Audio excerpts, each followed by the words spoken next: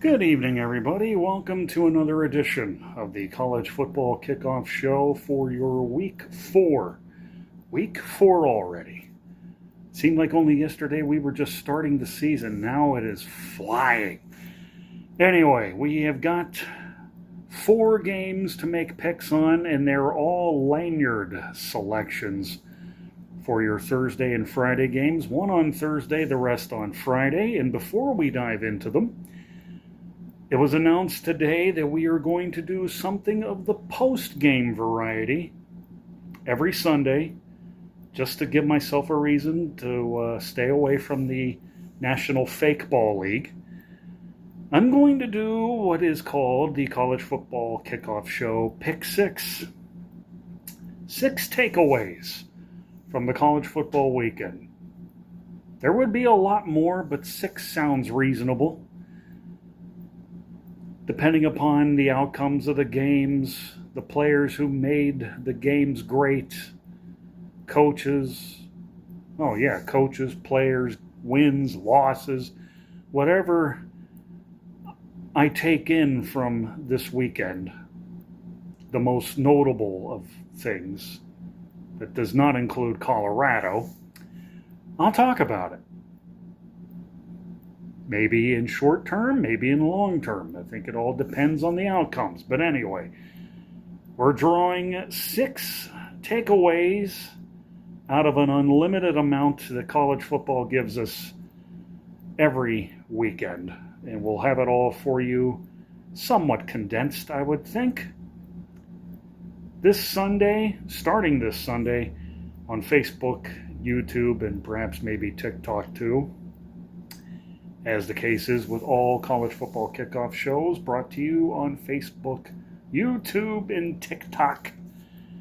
So, we got picks to make, do we not? Let's get to it.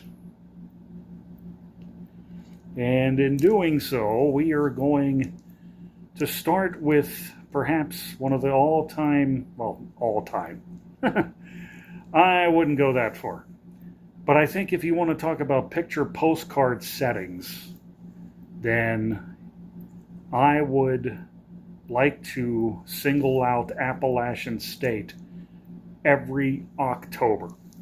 Granted, they're playing a home game tomorrow night against South Alabama, but I got to tell you something. They should bump that thing up at least a few weeks until the entire fall foliage reaches totality. There is not a sight quite like it in college football. Nevertheless, Appalachian State is playing host to South Alabama. South Alabama, in its last game, and I wish I could remember who it was they beat, but South Alabama scored 87 points. Let that sink in. 87 points. You know what bothers me about a score like that? It's because of games like this that leaves you to wonder how many points that you wish you could have saved for this game. And South Alabama, while they are good, I mean, they came out of the block a little sloppy, but in that one game, I think they kind of reminded everybody in the Sun Belt Conference that, hey, we will not be taken lightly. So congratulations, you just woke up Appalachian State. And you know what? I'm picking the Mountaineers. There you go. South Alabama is a good football team, just so you know. So that is your Wednesday lanyard selection, going with App State over the South Alabama Jaguars. Now we get to the Friday slate. And first off, Stanford is visiting Syracuse. I think it's a safe bet that Syracuse, riding on the arm of Mr. McCord, are going to find themselves bowling around the holidays and will earn their place on the helmet tree this year. And by the way, that's coming up too. Right after Thanksgiving. Or the week of Thanksgiving. I should point that out. The whiteout is coming, just so you know. Syracuse hosting Stanford in the Dome.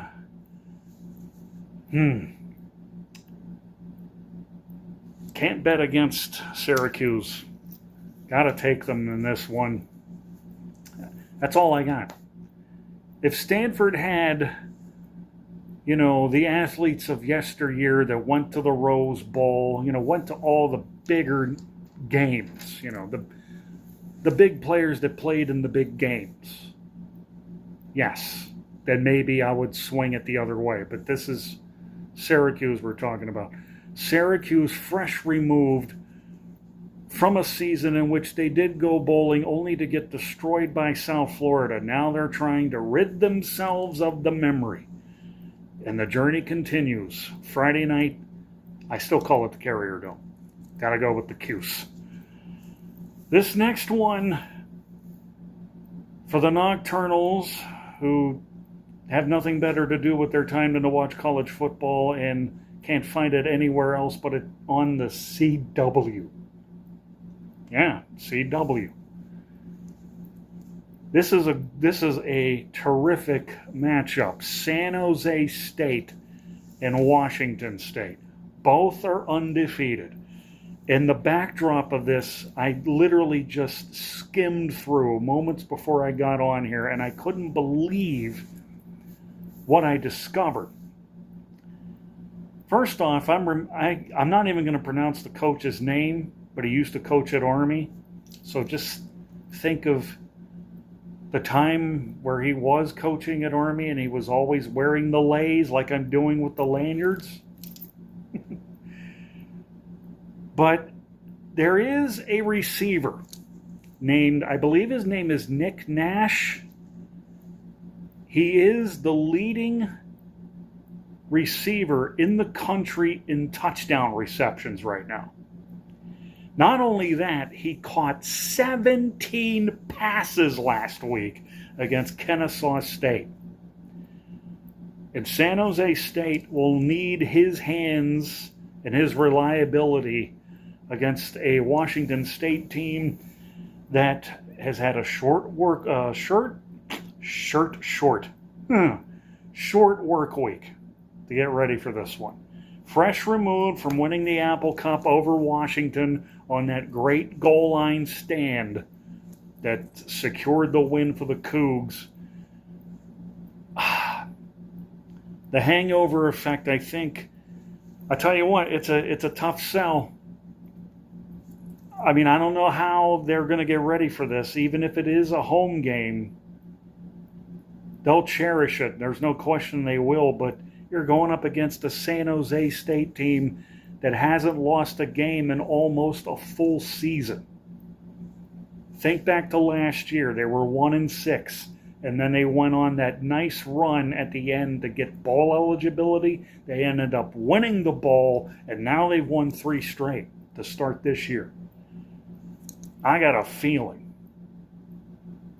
as much as I hate to go up against my uncle's alma mater, I am going to go with San Jose State on the road in Pullman to beat the Cougars. Yeah, it's a risky call.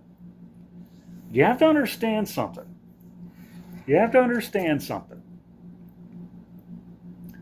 The last 2 weeks of picking games on Thursdays and Fridays have not been kind to me. I've only won 1 game out of 5. 1. Incidentally, before I make the final pick, last week I was 51-12.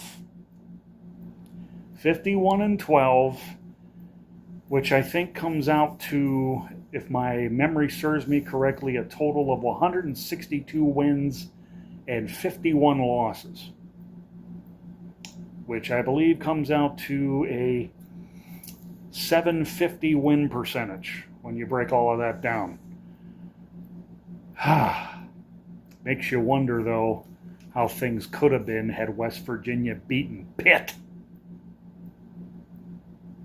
Yeah, I could have easily have started doing the pick 6 thing last Saturday. It would have been all about West Virginia and the ridiculous fourth quarter defense that cost them the game.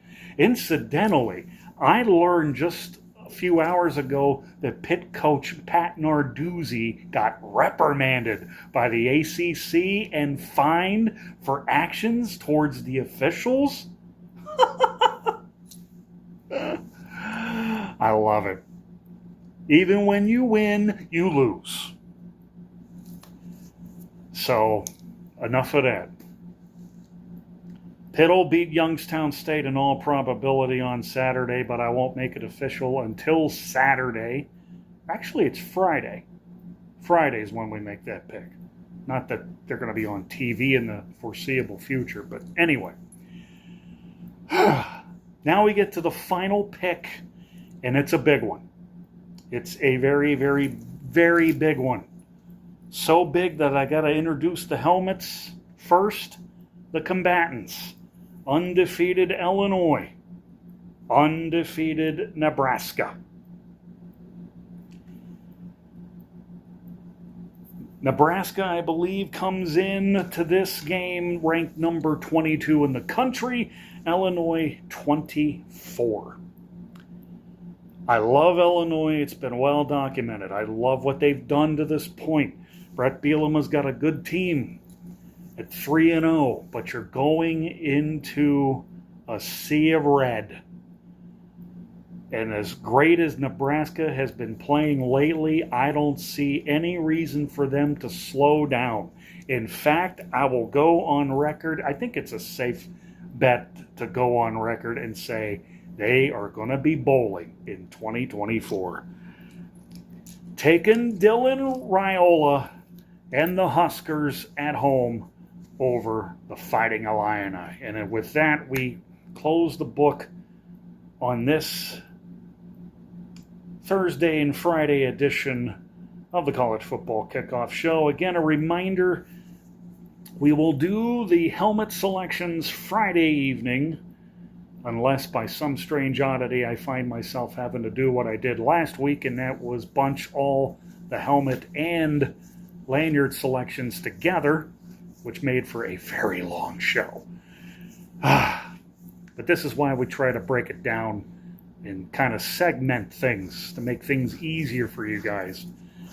Even though it's me that's making all the picks, it's pretty much well documented that we have to do it that fashion. But we'll see how things go, and if we're good to go on Friday, then we'll do all the helmet selections on Friday, the lanyard selections on Saturday, and then our first installment of the Pick 6 show coming your way Sunday. Facebook, YouTube, TikTok. It's the College Football Kickoff Show, family of networks. Okay, maybe not networks. Social media networks, let's put it that way. So, until we meet again, yours truly, Brandon Rutherman, signing off of the College Football Kickoff Show, and enjoy the games tomorrow night and Friday night, and we'll be back Friday. Till then, peace out.